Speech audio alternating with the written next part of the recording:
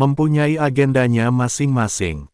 Tentu saja, Zhao Ping mengatakannya sambil tersenyum. Anggap saja itu sebagai lelucon. Tian Fuhai pun tertawa terbahak-bahak dan menyalahkan dirinya sendiri. Salahkan saya, karena melupakan predikat profesi petugas medis Anda. Saya akan mengirim seseorang untuk mengikuti Dr. Zhao pulang untuk mendapatkan bahan obat sekarang. Tuan Tian, pemilik rumah ini tidak asing lagi bagi saya. Dia terluka. Saya ingin membawanya kembali untuk merawatnya kembali. Saya ingin tahu apakah saya bisa dibantu. Zhao Ping berkata lagi. Zhou An buru-buru membisikkan beberapa kata ke telinga Tian Fuhai. Ekspresi Tian Fuhai berubah. Dia mengintip ke arah Zhao Ping dan menemukan bahwa Zhao Ping tidak sedih atau bahagia, ekspresinya seperti biasa. Saya hanya bisa meminta maaf lagi. Petugas medis Zhao, saya tidak tahu bahwa Qian Liu memiliki hubungan lama dengan Anda, dan saya telah banyak menyinggung perasaan Anda. Saya harap petugas medis Zhao dapat memaafkan saya. Selain itu, keluarga Tian saya akan bertanggung jawab penuh atas biaya pengobatan yang diminta oleh Qian Liu, dan akan memberinya tambahan 50 tael perak sebagai kompensasi. Saya ingin tahu apakah petugas medis Zhao puas. Tian Fuhai menangkupkan tangannya dan memberinya cukup wajah. Zhao Ping tidak bisa mencari-cari kesalahannya, yang terpenting adalah dia tidak berani mencari-cari kesalahannya. Ini sudah lebih dari cukup yang dia harapkan. Dia baru melakukan perjalanan melintasi waktu selama beberapa hari dan bahkan belum membangun pijakan di desa Siping, jadi bagaimana dia berani menantang bangsawan seperti Tian Fuhai? Saya hanya bisa menerimanya sesegera mungkin. Setelah mengucapkan beberapa kata sopan, dia meninggalkan halaman belakang. Zhou An mengikutinya dari dekat, jelas untuk mengantar Zhao Ping mengambil obat, tapi sebenarnya untuk mengawasi Zhao Ping. Bagaimanapun, penyakit wanita muda itu belum sembuh. Siapa yang tahu kalau Zhao Ping hanya pamer, dan dia tidak akan pernah kembali. Bahkan jika Feng Zhengchu merasa sangat marah, dia tidak berani meledak saat ini dan hanya bisa menelannya di perutnya. Dan dia juga menyuruh Zhao Ping dan yang lainnya pergi sambil tersenyum. Diam-diam, gigiku hampir patah. Zhao Ping tampaknya sama sekali tidak sadar dan mendorong pintu ke halaman depan. Li Hu masih tampil secara emosional. Qian Liu berteriak pelan. Kejadian itu sangat lucu hingga Zhao Ping hampir kehilangan penglihatannya. Zhou An bahkan tidak melihatnya. Dia berbalik dan menatap ke langit. Masuk akal. Zhao Ping diam-diam memuji. Dia memberitahu Qian Liu bahwa semua baik-baik saja dan melarang Li Hu melanjutkan aktingnya. Apakah semuanya baik-baik saja? Bagaimana bisa baik-baik saja? Qian Liu tidak percaya. Mengapa kamu menanyakan begitu banyak pertanyaan? Zhao Ping berkata dengan marah, bukankah baik membiarkanmu hidup? Oke, terima kasih, Kakak Ping. Qian Liu mampu bertahan dan sangat berterima kasih kepada Zhao Ping. Dia diam-diam memutuskan dalam hatinya bahwa Zhao Ping akan menjadi orang tuanya yang terlahir kembali mulai sekarang. Tidak peduli apa yang diminta Zhao Ping, dia tidak akan pernah cemberut. Saat ini Zhou An juga menyiapkan kereta kudanya. Ruangan itu cukup luas bagi Qian Liu untuk berbaring di dalam, dengan Zhao Ping dan Li Hu duduk di kedua sisi untuk melindunginya. Zhou An sangat bijaksana dan berinisiatif mengemudi. Dia membawa beberapa pengikut dan menunggang kuda ke desa Siping. Saat melewati gerbang kota, Zhao Ping menyapa Li Shou yang sedang menunggu di sana dan menyuruhnya kembali dulu. Dia melihat kereta yang megah dan beberapa kuda tinggi mengelilinginya. Li Shou Lao yang bersemangat tidak sadar untuk waktu yang lama. Anak muda Zhao akan menjadi makmur, gumamnya. Ketika dia datang ke kota kabupaten, dia disambut oleh para pejabat tinggi. Masa depan tidak terbatas. Putranya mengikutinya, dan dia memiliki seseorang yang bisa diandalkan. Batu besar yang mengganjal di hati Li Shou akhirnya jatuh. Lalu mengemudi kereta keledai, tanpa sadar sambil menyenandungkan lagu pendek. Pada saat ini, Di aula utama Qian Mansion, Tian Zhen berteriak kepada ayahnya, "Ayah, jika ayah membiarkan Zhao Ping dan yang lainnya pergi, bagaimana jika dia menipu?" Hehe. Tian Fuhai terkekeh, dengan Zhou An di sisinya, Zhao Ping tidak berani berpikir dua kali. Juga, jangan panggil Zhao Ping, hanya dengan nama biasa Zhao Ping lagi. Anda harus menelepon Tuan Zhao, atau Dokter Zhao. Apakah dia layak disebut pria terhormat? Tian Zhen bertanya dengan cemberut. Pantas. Tian Fuhai berkata, diagnosis denyut nadi Xuanxi saja sudah cukup bagi keluarga Tian kita untuk menghargainya.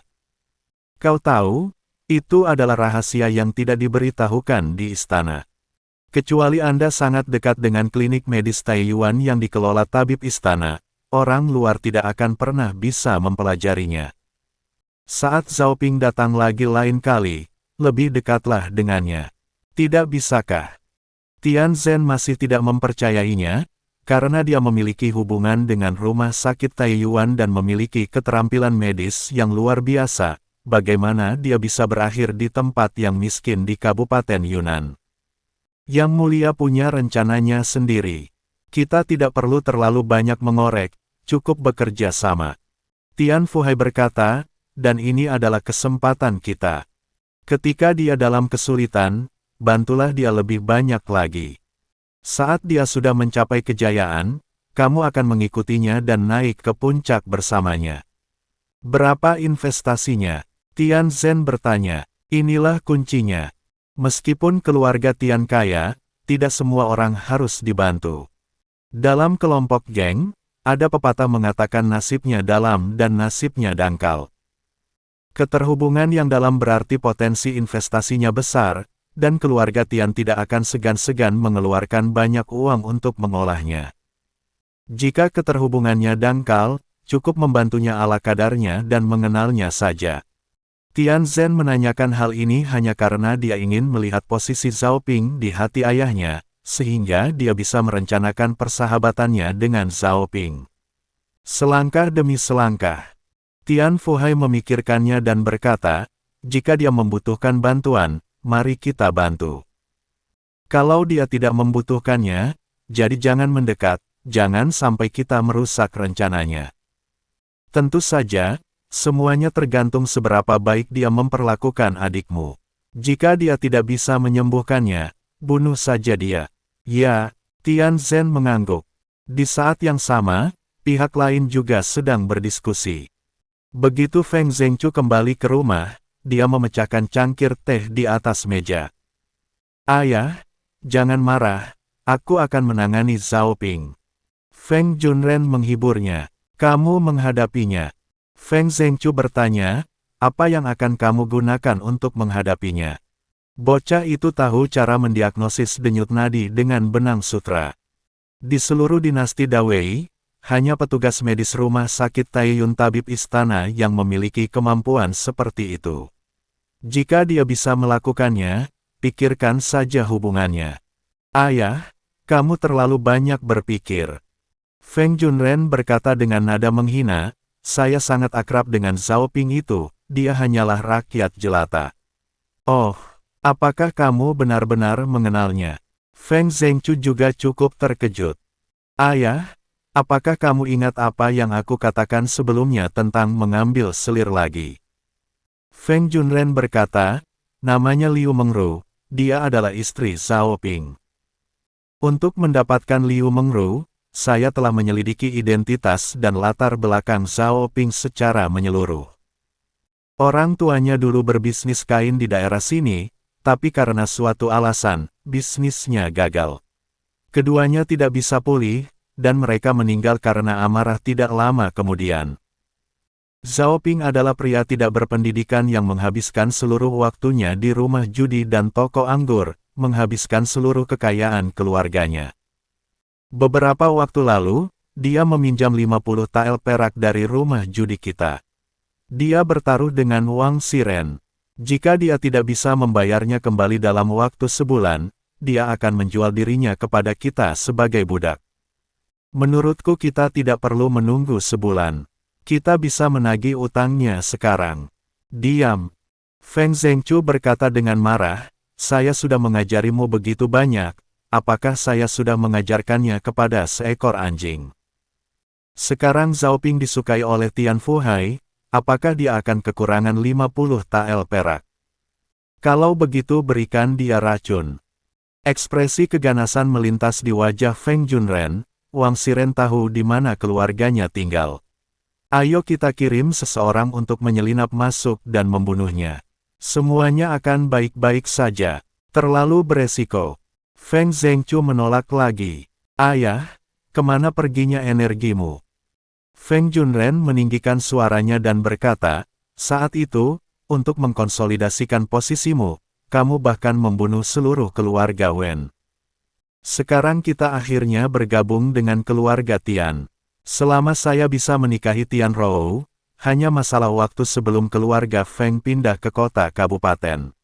Itu adalah masalah menghormati nama keluarga kita. Apa artinya mengambil risiko membunuh Zhao Ping? Diam.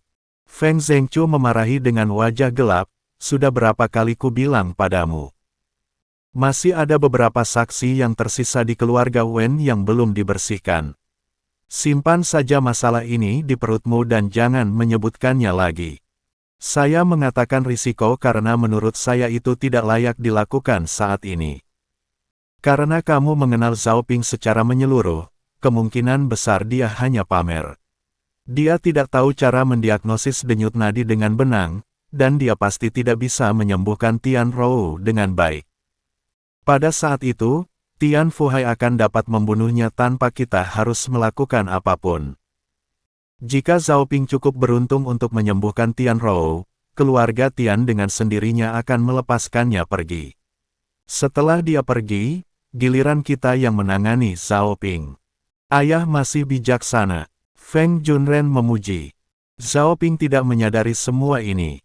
Dia duduk di gerbong dan melihat Qian Liu yang terbaring di gerbong, mengerutkan kening dalam-dalam. Menurut ingatan pemilik asli tubuhnya, Zhao Ping juga memiliki pemahaman tertentu tentang Qian Liu. Keluarganya menjalankan bisnis dan makmur. Mereka membeli rumah di daerah itu dan membangun rumah yang besar. Ketika keadaan makmur, ada 20 atau 30 pelayan dan pembantu di rumah. Akibatnya, orang tuanya bertemu dengan bandit ketika mereka sedang keluar untuk urusan bisnis, dan mereka berdua terbunuh. Qian Liu adalah pria tidak berpendidikan, dia terobsesi dengan perjudian sepanjang hari dan menghancurkan bisnis keluarganya, hanya menyisakan rumah kosong. Zhao Ping tidak ingin berteman dengan orang seperti itu. Alasan mengapa dia diselamatkan adalah karena dia mengatakan beberapa waktu lalu bahwa dia akan membantunya membayar kembali 50 tael perak yang dia hutangkan pada Wang Xiren. Setelah merenung sejenak, Zhao Ping bertanya, Qian Liu, saya ingat Anda mengatakan Anda akan membantu saya membayar kembali uang itu. Mengapa sudah berhari-hari dan tidak ada pergerakan sama sekali? Qian Liu ragu-ragu dan tidak bisa berkata-kata. Apa yang salah? Wajah Zhao Ping menjadi gelap, apakah kamu berusaha menepati kata-katamu? Tidak, saudara Ping, saya sangat menganggap Anda sebagai saudara, dan saya juga bersiap untuk menjual rumah itu. Qian Liu berkata dengan tergesa-gesa, hanya saja seseorang tidak mengizinkan saya mengembalikannya. Apa artinya? Zhao Ping segera ingin memahami intinya dan bertanya, apakah Anda mengatakan bahwa seseorang menghalangi saya dan mencegah Anda membantu saya melunasi hutang saya karena istri dan anak perempuan saya? Siapa ini? Zhao Ping meninggikan suaranya begitu keras sehingga Qian Liu sangat ketakutan hingga dia melupakan rasa sakitnya. Kata-katanya agak rumit, Feng Junren.